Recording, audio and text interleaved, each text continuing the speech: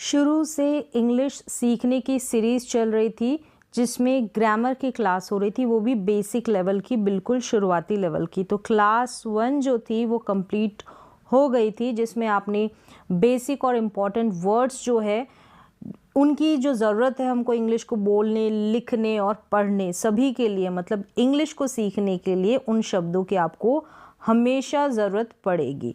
जैसे कि डेमोन्स्ट्रेटिव जो वर्ड्स थे उनका यूज़ यहाँ पर मैंने बिल्कुल बेसिक लेवल से आपको बताया था। तो आज जो है इंग्लिश ग्रामर की, वो भी बेसिक इंग्लिश ग्रामर की सेकंड क्लास है, ग्रामर की सीरीज़ की सेकंड क्लास। अगर आपने अभी तक फर्स्ट क्लास भी कंप्लीट नहीं की है तो पहले जो फर्स्ट क्लास में मैंने बहुत इम्पॉर्टेंट ज़रूरी वर्ड्स बताए थे वो शुरुआती लेवल के हैं, तभी आपको ये सेकंड क्लास समझ में आएगी। तो उस फर्स्ट क्लास को ज़रूर देखें और सीखें। जो भी वर्ड्स मैंने वहाँ पर उन वर्ड्स का इस्तेमाल बताया, हिंदी में अर्थ बताया है, क्या सेंस क्या मीन जाता है। तो चलिए अभी शुरुआत करते हैं क्लास सेकंड जो बेसिक ग्रामर की है। इंग्लिश पढ़ने, लिखने और बोलने के लिए बहुत ज़रूरी है। सबसे पहले यहाँ पर आपको ध्यान रखना है प्रेजेंट, पास्ट और फ्यूचर। अगर इन समय की बात की जाती है यानी वर्तमान समय की बात करें तो उसको बोलेंगे प्रेजेंट, और जब भी सेंटेंसेस होंगे उसमें है आएगा लास्ट में हिंदी के वाक्य में।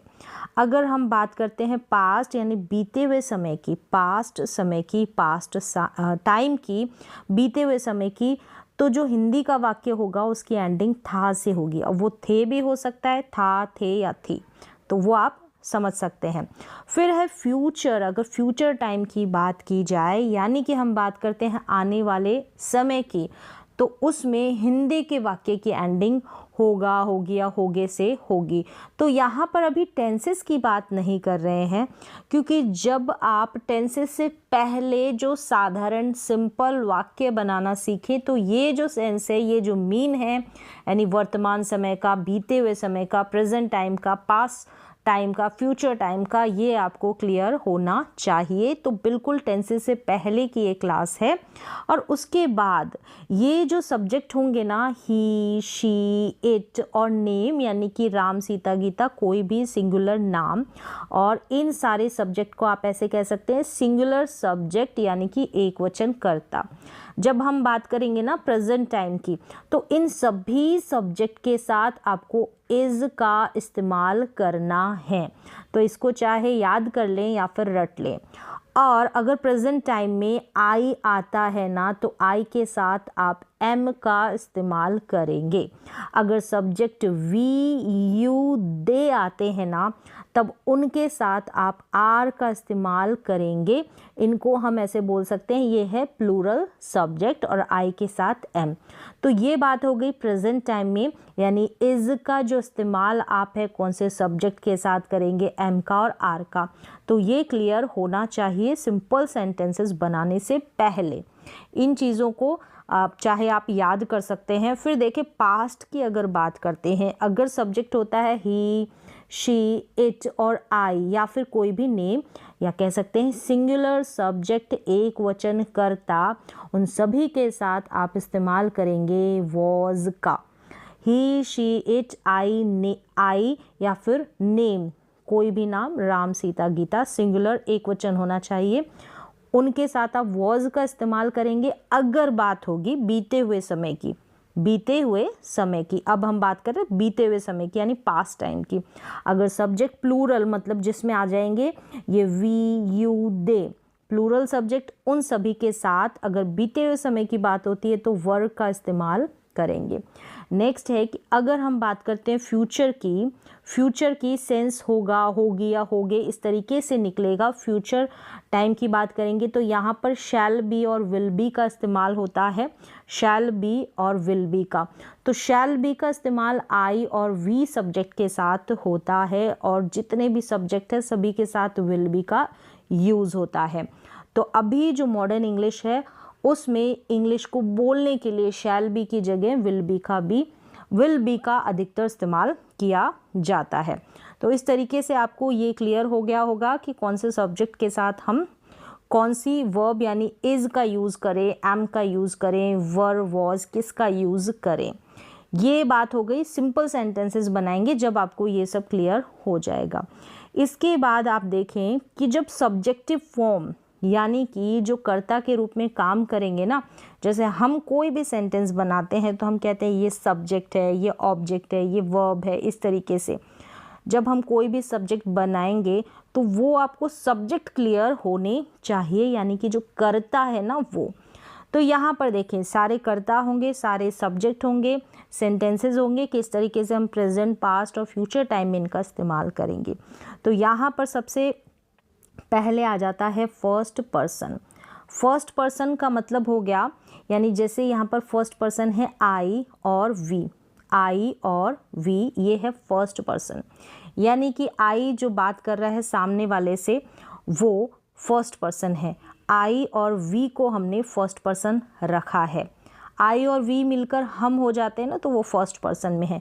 अगर हम बात करते हैं सेकंड पर्सन की तो उसमें आ जाता है यू। यू यानी कि जो सामने वाला पर्सन है जिससे हम बात कर रहे हैं। यू जो है वो सिंगुलर भी हो सकता है और सामने वाले जो यू है वो दो भी हो सकते हैं, यानी कि प्लूरल भी हो सकता है। ये सिंगुलर भी है और प्लूरल भी है। यहाँ पर देखें आई जो है वो सिंगुलर में आ गया और जो वी है, वी आई और सामने वाला मिलकर वी यानी हम बन गए, तो ये प्लूरल है।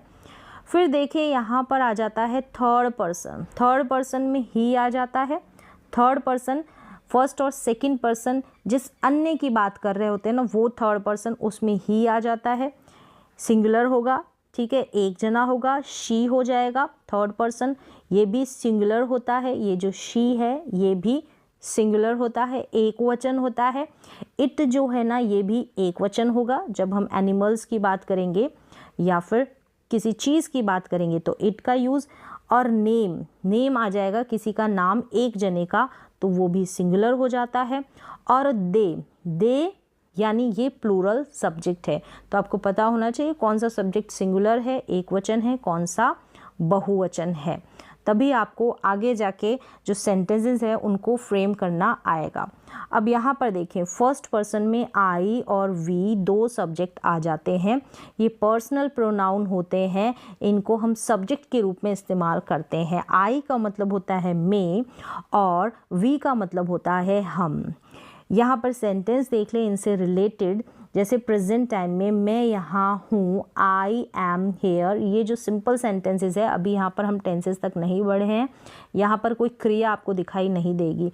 मैं यहाँ हूँ, आई एम हेयर, और हमने पास्ट में बनाया कि मैं वहाँ था, तो आई वॉज देयर, मैं वहाँ था, तो वॉज आ गया। अब आपको मैंने पहले ही बता दिया कि आई के साथ हम वॉज का इस्तेमाल करेंगे अगर पास्ट टाइम की बात करेंगे। एम क्यों आया ये भी मैंने बता दिया, अगर प्रेजेंट में आई आएगा उसके साथ हम एम लगाएंगे। फिर फ्यूचर में देखें मैं वहाँ होऊंगा, आई शैल बी देयर। फिर देखें हमसे रिलेटेड सेंटेंस, हम अमीर हैं, वी आर रिच। तो यहाँ पर आर क्यों आया, वी को हम प्लूरल में रखेंगे तो यहाँ पर वी के साथ आर आएगा। फिर देखें हम अमीर थे, वी वर रिच, पास्ट की बात है और इसमें भी वी के साथ वर आएगा, वॉज नहीं आएगा। हम अमीर होंगे, we shall be rich, we shall be rich, तो यहाँ पर शैल बी का इस्तेमाल हो गया है। तो इस तरीके से आई और वी जो सब्जेक्ट है इनका ऐसे सेंटेंसेस में आप यूज़ कर लेंगे। इनका जो मीनिंग है वो क्लियर होना चाहिए और किस तरीके से सेंटेंसेस में हमने यूज़ किया, मतलब एम कहाँ लगाया है, वॉज, वर कहाँ लगाया है, विल बी कहाँ लगाया है। तो आई का मतलब होता है मे और वी का मतलब होता है हम। चलिए, तो फर्स्ट पर्सन में आई और वी के बारे में आपने सीख लिया। अब हम चलते हैं सेकंड पर्सन। सेकंड पर्सन में एक ही सब्जेक्ट है जो कि है यू। क्या है यू? यू जो होता है सिंगुलर भी होता है, प्लूरल भी होता है। अगर हमारे सामने एक व्यक्ति है हम उसको भी यू बोलते हैं, तुम बोलते हैं या आप बोलते हैं। अगर दो पर्सन है तब भी हम तुम ही बोलते हैं या आप ही बोलते हैं। तो वो डिपेंड करता है कि हम एक जने की बात कर रहे हैं या दो जने की। तो सिंगुलर में भी आता है, प्लूरल में भी यू, और यू का मतलब होता है तुम या आप, तुम या आप। जैसे कि यहाँ पर सेंटेंस देखिए, तुम होशियार हो, you are intelligent, you are intelligent. तुम होशियार थे, you were intelligent, you were intelligent यहाँ पर है, यू वर इंटेलिजेंट। फिर देखिए तुम होशियार होंगे तो you will be, you will be intelligent, you will be intelligent. तो इस तरीके से आप यूज़ कर लेंगे यू का। यू का मतलब होता है तुम या आप, छोटा है तो तुम या फिर आप। नेक्स्ट देखें थर्ड पर्सन। थर्ड पर्सन में ही आ जाता है, ही पढ़ेंगे इसे। ही का मतलब वह है, और इसका इस्तेमाल जो होगा वो पुरुष के लिए, मेल के लिए होगा, लड़के के लिए होगा।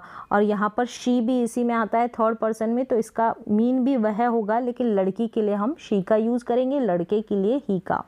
सेंटेंस देखें कि वह घर पर है, तो ही इज़ एट होम, किसी लड़के की बात हो रही है, ही इज़ एट होम। तो यहाँ पर ही के साथ इज़ क्यों लगा है, जो मैंने आपको शुरू में ही बता दिया था कि इज़ का इस्तेमाल कौन से सब्जेक्ट के साथ होगा, तो उनको याद कर लें। फिर है वह घर पर था, तो ही वॉज एट होम। तो वॉज क्यों आया, ही के साथ हम वॉज का इस्तेमाल करेंगे। ही जो है एक वचन कर्ता सिंगुलर सब्जेक्ट है। वह घर पर होगा, तो he will be at home, he will be at home.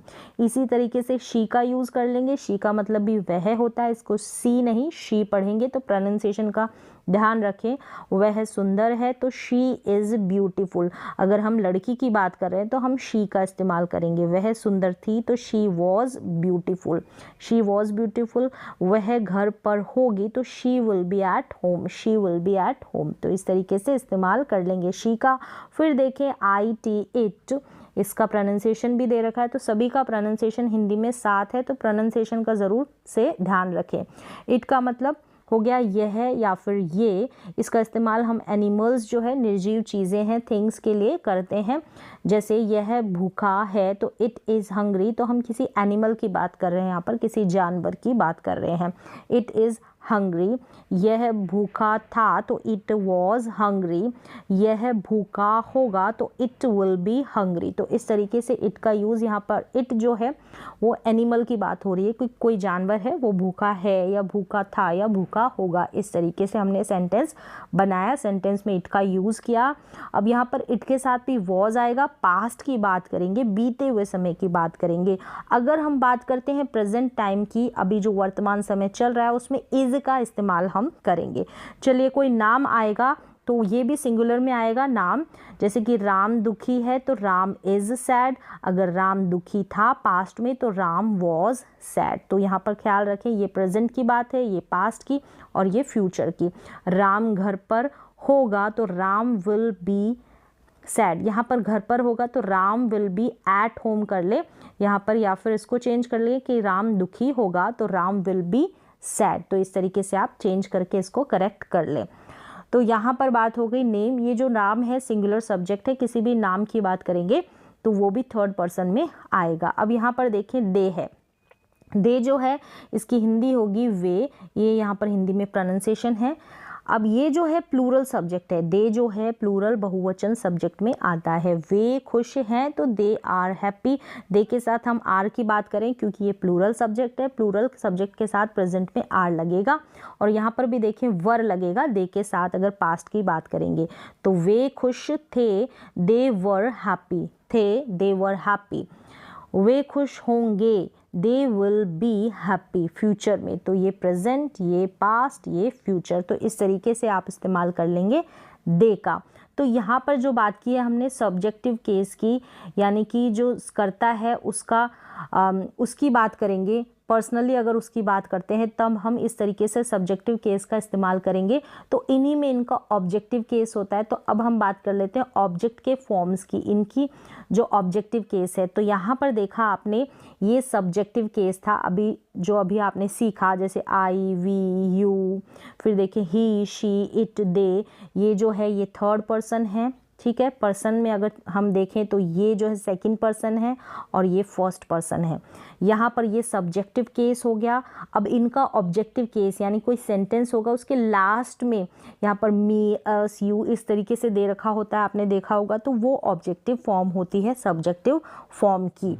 तो उनको भी देख लें कि जब आगे की ग्रामर को आप सीखेंगे तो आपको ये क्लियर होना चाहिए कि सब्जेक्टिव केस, सब्जेक्टिव फॉर्म क्या होता है, ऑब्जेक्टिव फॉर्म, ऑब्जेक्टिव केस क्या होता है। और यहाँ पर हिंदी अर्थ होगा। आई सब्जेक्ट है ना, इसका ऑब्जेक्टिव केस होगा मी। क्या होगा? मी। और वी का होगा अस। अस होगा, ये फर्स्ट पर्सन है। मी का मतलब मुझे या मुझसे, मुझे या मुझसे, और अस का मतलब हमें या हमसे, हमें या हमसे। फिर देखें सेकंड पर्सन में आ जाता है यू। यू जो है इसको यू, इसका जो सब्जेक्टिव और ऑब्जेक्टिव केस सेम है, यू ही पढ़ेंगे। तुम्हें या तुमसे, आपको या आपसे, ये इसका हिंदी में मीन होगा। तुम्हें, तुमसे, आपको या आपसे, ये सेकंड पर्सन हो गया। थर्ड पर्सन में देखें he, she, it, they, plural subject है, ये दे जो है प्लूरल में आता है। ये सब जो है थर्ड पर्सन में आते हैं। किसमें? थर्ड पर्सन में। जैसे ही का सब्जेक्ट ही है तो इसका ऑब्जेक्टिव केस है हिम। लड़के के लिए अगर हम बात करते हैं तो हिम का इसका मीन होगा उसे या उससे, ये मेल के लिए यानी पुरुष के लिए इसका इस्तेमाल होगा। शी यानी हर, शी लड़की की बात है, हर इसका ऑब्जेक्टिव केस है शी का, और उसे या उससे सेम मीन देगा। और फीमेल के लिए, लड़की के लिए इट जो है इसका ऑब्जेक्टिव केस सेम है, इट ही है, इसे या इससे। फिर दे का देखें, दे का दैम यानी उन्हें या उनसे, उन्हें या उनसे, दे का दैम। तो इस तरीके से सब्जेक्टिव केस और ऑब्जेक्टिव केस आपको पता होना चाहिए। ये सेकंड पर्सन है और ये जो आई और वी है ये फर्स्ट पर्सन में आ जाते हैं।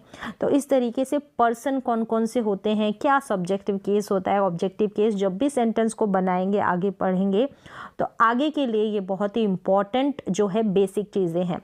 तो यहाँ पर आप ऐसे याद कर सकते हैं, आई का मी, वी का अस, यू का यू, ही का हिम, शी का हर, इनका ऑब्जेक्टिव केस जो है इट का इट, दे का दैम, ये इनको याद कर ले। तो यहाँ पर जैसे मैंने ऑलरेडी आपको बता दिया है, यू और इट है ना, इनका सब्जेक्टिव ऑब्जेक्टिव फॉर्म जो होता है वो सेम होता है, सेम रहता है।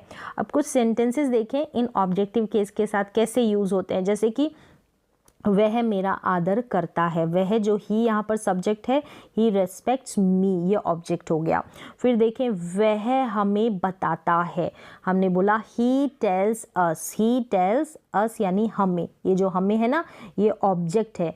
जो लास्ट में जब भी सेंटेंस बनाएंगे तो बोलेंगे सब्जेक्ट फिर वर्ब फिर ऑब्जेक्ट, तो ये ऑब्जेक्टिव केस है सब्जेक्टिव रूप का।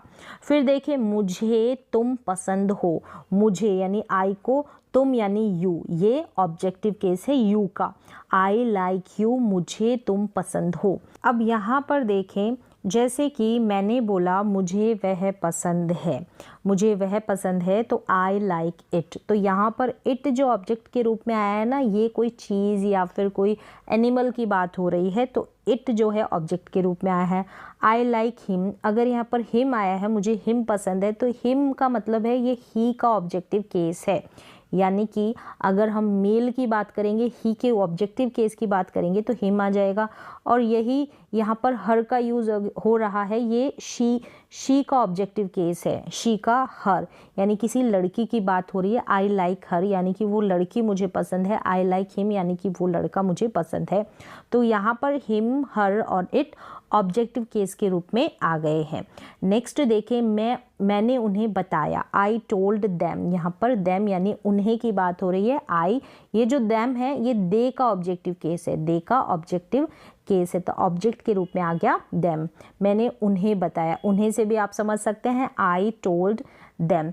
तो यहाँ पर जो है सब्जेक्टिव केस क्या होता है, ऑब्जेक्टिव केस क्या होता है, ये आपको पता चल गया होगा। बिल्कुल बेसिक क्लास है, यानी कि जब आगे सीखेंगे तो इन सभी का इस्तेमाल होने वाला है।